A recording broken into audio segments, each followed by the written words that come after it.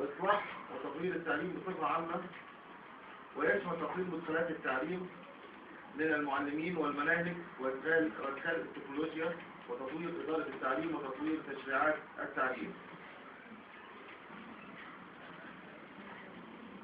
وكمان في حاجة مهمة جدا إن احنا نحقق التغيير المتجه نحو التنمية بالنسبة لأبنائنا الطلبة ومسيرة التقدم العلمي. دي نبذة بسيطة عن أهداف هذه الأهداف الحضارية. لكن جمعية العطاء لمرضى الفشل الكلوي هي إحدى الجمعيات الأهلية المشهرة، والتي تقوم على خدمة رعاية مريض الفشل الكلوي في جميع المجالات التي تخصه اجتماعيا ومرضيا وثقافيا، يعني في كل شيء بيثقفه المريض ازاي يتعامل مع المرض بتاعه. لكن كان لزاما علينا في الظروف اللي البلد بتمر بيها ان احنا نعمل عدة ندوات في المناطق المحيطة بينا بالجمعية لتوعية أبنائنا، وكان مهم جدا المشاركة المجتمعية في التعليم. وأنا طبعا في بداية كلمتي بشكر إدارة المدرسة وفي الحقيقة على الروح الجميلة اللي لقيتها بروح الأسرة الواحدة. والكلمة دلوقتي إن شاء الله الأستاذة ألفت المغربي الداعية الإسلامية.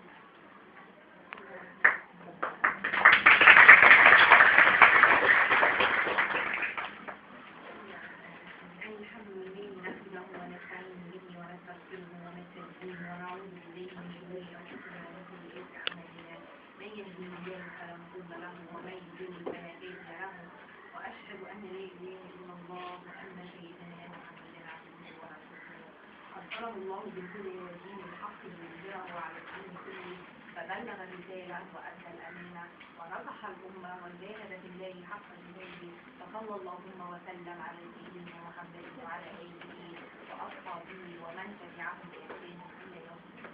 أما بعد، النهارده إن شاء الله هنتكلم عن قيمة العلم وفضل العالم وأجر وثواب العلم والمتعلم. لا شك أن العلم هو أشرف مطلوب تسعى لبحثه به النفوس الشريفة، وقد رفع الله عز وجل قدر أهل العلم وشرفهم على الإنسانية. وإذا كان الأمر كذلك فلا عجب أن يكون هذا المطلب محتاجا هو طلب العلم، محتاجا إلى صبر وجلد ومثابرة وعزم في تحصيله والحصول عليه. هناك من الأحاديث النبوية الشريفة وهناك من الآيات القرآنية التي تحض على طلب العلم وتبين قيمة العالم والمتعلم. يقول الله سبحانه وتعالى: اقرأ باسم ربك الذي خلق الإنسان من علق، اقرأ وربك الأكرم الذي علم بالقلم علم الإنسان ما لم يعلم. ويقول الله سبحانه وتعالى في سورة الروم: ومن آياته خلق السماوات والأرض واختلاف ألسنتكم وألوانكم إن في ذلك لآيات للعالمين. ويقول الله سبحانه وتعالى: قل هل يستوي الذين يعلمون والذين لا يعلمون إنما يتذكر أولو الألباب.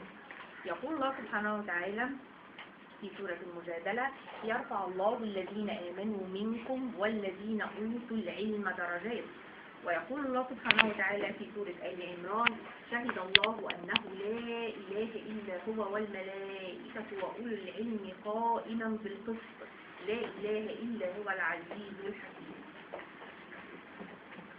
هناك من الأدلة في الأحاديث النبوية الشريفة التي تحث على طلب العلم. يقول النبي صلى الله عليه وسلم: من سلك طريقا يلتمس به علما سهل الله له به